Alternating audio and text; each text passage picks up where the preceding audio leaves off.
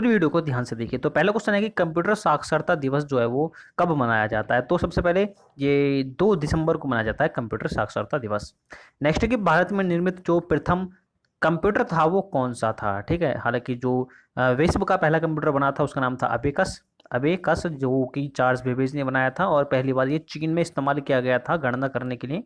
Abacus का आपने देखा भी होगा, इस तरीके से होता था ये, इसमें इस तरीके से बॉल पड़ी होती थी, गेंदें, इस तरीके से अबेकस होता था। तो वो तो चार्ल्स बेबेज ने बनाया था, लेकिन जो भारत में निर्मित पहला कंप्यूटर था वो बनाया हुआ था, उसका नाम था सिद्धार्थ। ऑप्शन है नहीं सिद्धार्थ। और नेक्स्ट क्वेश्चन है हमारा तीसरा कि सिद्धार्थ कंप्यूटर बनाने वाली कंपनी कौन सी थी। जो पहला कंप्यूटर था भारत का सिद्धार्थ, उसको बनाया था इलेक्ट्रॉनिक कॉरपोरेशन ऑफ इंडिया के द्वारा। नेक्स्ट है कि भारत की सिलिकॉन वैली जो है वो कहाँ पर है। तो किसे बोला जाता है भारत की सिलिकॉन वैली, तो बेंगलुरु को कहा जाता है। और सिलिकॉन वैली है क्या वास्तव में, ये एक जगह है जो कि यूएसए में स्थित है, संयुक्त राज्य अमेरिका में, वहाँ सिलिकॉन वैली। लेकिन भारत की जो सिलिकॉन वैली है वो बेंगलुरु कहा जाता है उसको। और नेक्स्ट है कि कंप्यूटर कितने प्रकार के होते हैं। ठीक है, तो ये कंप्यूटर जो है वो आपके 3 प्रकार के होते हैं। पहला होता है डिजिटल कंप्यूटर, दूसरा होता है एनालॉग और तीसरा होता है हाइब्रिड। छठा है कि गणितीय गणना करने वाले जो कंप्यूटर होते हैं वो कौन से होते हैं। जो गणितीय गणना करते हैं यानी कि मैथमेटिक्स सॉल्व करते हैं, मैथमेटिक्स को समझते हैं, तो वो होते हैं डिजिटल कंप्यूटर जो मैथमेटिक्स को समझते हैं। देखिए 7वां क्वेश्चन भी इसी तरीके से है। तो वह कंप्यूटर जो आकलन के सिद्धांत पर कार्य करता है वो कौन सा होता है। ठीक है, आकलन के सिद्धांत पर होता है एनालॉग कंप्यूटर। तो यहाँ पे आते हैं, आपको ध्यान में रखनी है। अब हाइब्रिड भी होता है। देखिए हाइब्रिड क्या होता है, तो वह कंप्यूटर जो डिजिटल और एनालॉग दोनों संयुक्त रूप से जो होते हैं, जिस कंप्यूटर में डिजिटल कंप्यूटर की भी बातें होती हैं और एनालॉग की, उन दोनों को जो मिलाकर कंप्यूटर बनता है उसे बोलते हैं हाइब्रिड कंप्यूटर। तो ये 3 प्रकार के कंप्यूटर हो गए, डिजिटल, एनालॉग और हाइब्रिड। नेक्स्ट है कि अनुपम, ये सुपर कंप्यूटर है, ये किसके द्वारा बनाया गया था। तो अनुपम ये भाभा परमाणु अनुसंधान संस्थान जो है उसी के द्वारा ये अनुपम सुपर कंप्यूटर बनाया गया था। ये भारत में बना था अनुपम।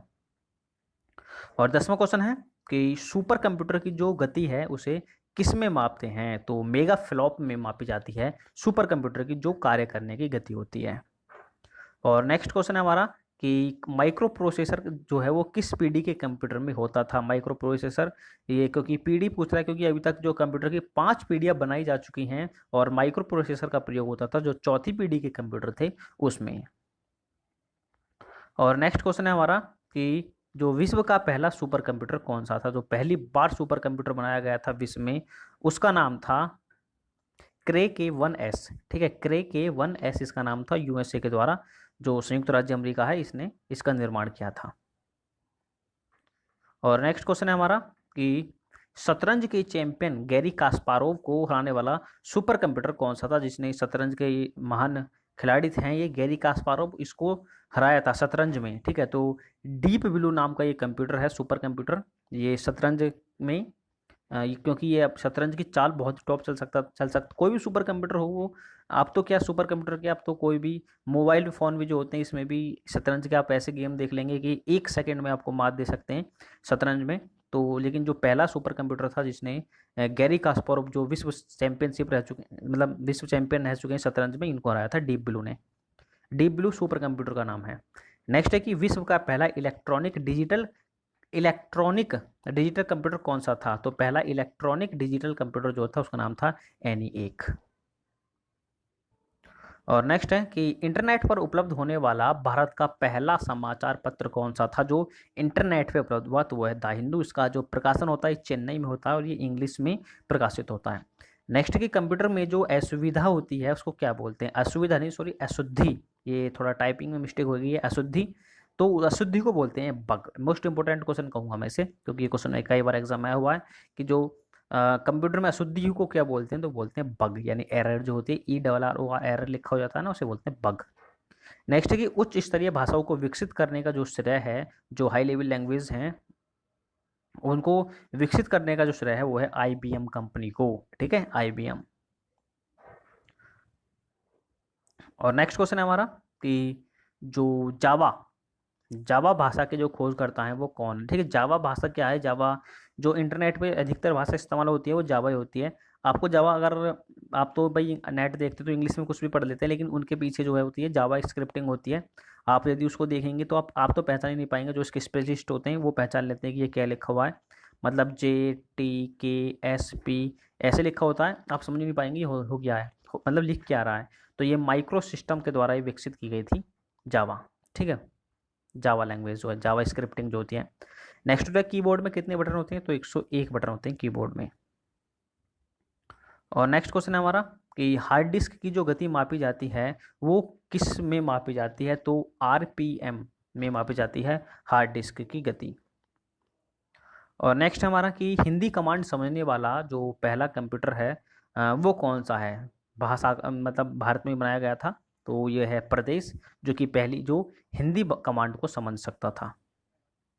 और नेक्स्ट है कि कोबोल जो है वो किस प्रकार की भाषा है? देखिए कंप्यूटर में कई प्रकार की भाषाएं होती हैं, तो कोबोल जो है वो व्यावसायिक भाषा है जो व्यापार में इस्तेमाल होती है।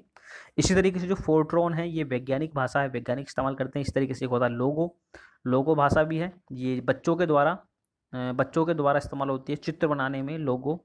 और इस तरीके से अलग अलग भाषाएं हैं जिनका अलग अलग इस्तेमाल होता है। जैसे कि नेक्स्ट है कि आपस में संबंधित फाइल्स को संग्रह करना जो है वो क्या कहलाता है? तो अलग अलग फाइलों को संग्रह करना कहलाता है रिकॉर्ड।